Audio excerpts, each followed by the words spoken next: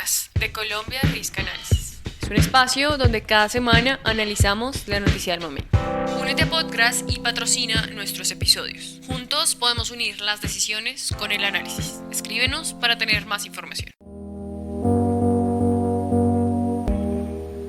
Hola y bienvenidos nuevamente a Podcast. Yo soy Catalina Bobadilla y hoy está conmigo Pablo Suárez, analista de Colombia Risk Analysis. En el episodio de hoy analizaremos el paso de la reforma laboral en el Congreso y su probable impacto en las empresas y la inversión extranjera. Pablo, bienvenido a Podcast. Hola Catalina, gracias por la invitación. A ti, Pablo, por acompañarnos el día de hoy. Esta semana vimos a la plenaria de la Cámara de Representantes debatir la reforma laboral. Ya se han votado la mayoría de los artículos del proyecto de ley y se han aprobado ya casi que 53 artículos. Pablo, ¿en qué consiste esta nueva reforma laboral y cómo va su curso en el Congreso?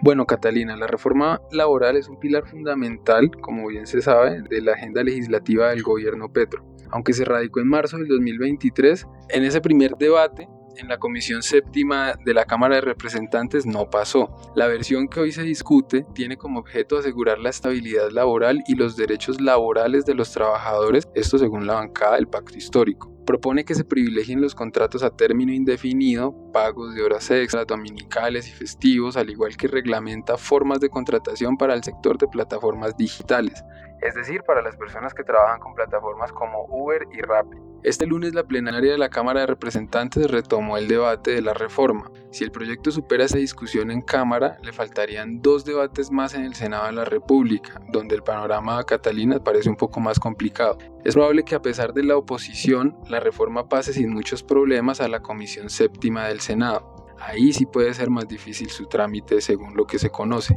Además, el tiempo va en contra de la agenda legislativa del gobierno. Esta legislatura será la última oportunidad del gobierno para sacar adelante reformas cruciales, teniendo en cuenta que la oposición presidirá la Cámara y el Senado en la legislatura final y se vienen elecciones, entonces año preelectoral. Los congresistas también entran en campaña. Sin embargo, la ministra de Trabajo, Gloria Inés Ramírez, ya cuenta con un logro importante, que es la aprobación de la reforma pensional, y junto a la labor de Juan Fernando Cristo, ministro del Interior, el gobierno está contando con que logre pasar esta reforma.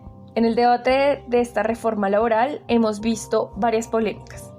La de esta semana, por ejemplo, es la del artículo 18, que habla sobre licencias y empieza a hablar también sobre algo novedoso para la reforma laboral, que es los ciclos menstruales incapacitantes de las mujeres.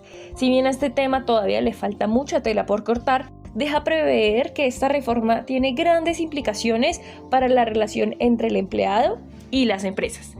¿Qué opinan estos últimos de la reforma? Bueno, Catalina, esta reforma claramente tiene grandes implicaciones en esa relación y también en los costos de las empresas en Colombia. Hay varios artículos en la reforma que han generado preocupación para las empresas. Por ejemplo, el cambio de los horarios nocturnos, que pasarían de comenzar a las 9 de la noche, como estaba anteriormente, a las 7 de la noche bajo esta reforma, que ya fue aprobado para mayor entendimiento en el debate del lunes.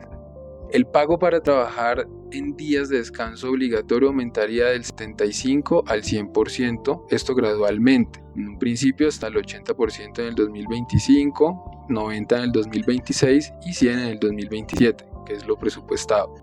Esta reforma implica otros cambios, Catalina, que imponen limitaciones para los contratos a término fijo y favorecen los contratos a término indefinido. En este aspecto, según los gremios empresariales y de comercio, estos elementos tendrían efectos negativos para las empresas y aumentarían los niveles de informalidad, teniendo en cuenta que la tasa de informalidad del país es del 55%, Catalina. Y bueno, es que los gremios han sido los opositores más fuertes de esta reforma. El presidente de FENALCO ya se pronunció respecto a la informalidad que potenciaría la reforma y sobre las afectaciones a las empresas medianas y pequeñas que esto supondría. La ACOPI, la Asociación Colombiana de Micro, Pequeñas y Medianas Empresas, ha declarado que la reforma es inconveniente, que compromete la productividad y la competitividad del país. Adicionalmente, el presidente de la ANDI ha lanzado advertencias también sobre el efecto negativo de la reforma y sobre que ésta no pone énfasis en la creación de empleo. Además, los gremios han criticado la falta de concertación y diálogo que tuvo el gobierno con el sector empresarial para el trámite de la reforma. Sin embargo, Catalina, se ha visto a la ministra haciendo muchas concertaciones dentro del Congreso. La negativa del sector empresarial frente a los cambios en el régimen laboral, a pesar de mejorar las condiciones laborales para los trabajadores, no cesará debido a los costos adicionales que esta presenta. Sin embargo, el gobierno ha afirmado repetidamente que la reforma no causará pérdidas de empleos ni una caída en la productividad. Pablo, esta reforma tiene implicaciones no solamente para las empresas en el país, sino también para empresas extranjeras que operan en el país y por lo tanto por la plata que invierten estas empresas aquí en Colombia. ¿Cómo podría afectar esta reforma a la inversión extranjera? Pues Catalina, no es secreto que las reformas del gobierno Petro han causado preocupación y un poco de zozobra para los inversores extranjeros, ¿no? La incertidumbre respecto a la agenda legislativa del presidente Petro ha sido un factor de desincentivo para la inversión extranjera durante su gobierno. Por ejemplo, el informe del Departamento de Estados de Estados Unidos sobre el panorama de inversión de 2024 hace énfasis en esto como un elemento que ha causado gran preocupación entre los inversores. Según lo presentado por María Fernanda Carrascal, la ponente de la reforma laboral, el sector de minas y canteras, que es uno de los más representativos en el país, históricamente ha sido el que más ha traído inversión extranjera, Catalina, sería de los menos afectados por la reforma laboral, con un impacto en costos de hasta un 0,1% según cuentas. Sin embargo, la inversión extranjera directa en el sector extractivo viene cayendo.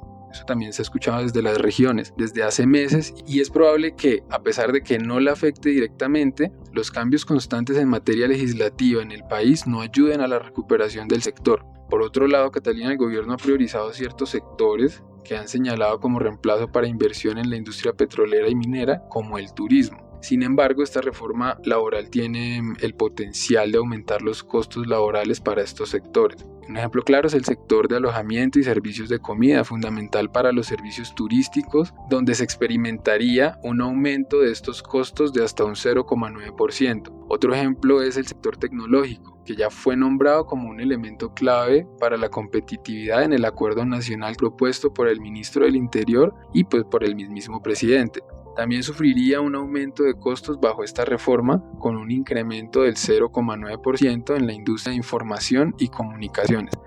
Es decir, Catalina, que aunque el gobierno ha puesto el foco para que la inversión extranjera se concentre en sectores diferentes al extractivo, estos sectores serán afectados sustancialmente por la reforma.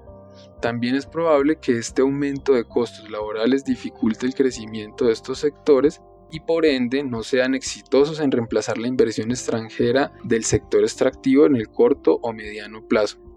En resumen, es probable que la reforma laboral pase al Senado, pero con algunas modificaciones importantes, como ya sucedió con el capítulo de los derechos colectivos, que pues fue eliminado. Justamente mostré que sí han participado todos los sectores, que los gremios más importantes del país que todavía dicen que no tuvieron participación desde los primeros pasos que dio esta reforma. Y hasta aquí este episodio de podcast. Muchas gracias por escucharnos. Síguenos en Spotify y YouTube para no perderte ninguno de nuestros episodios. Nuestros análisis diarios, especiales y eventos los encuentras en redes sociales. Síguenos en @colombiarisc. Este episodio contó con la participación de María Alejandra Ibarra en el análisis y creación del guión. Arte y edición sonora por Angélica Castillo.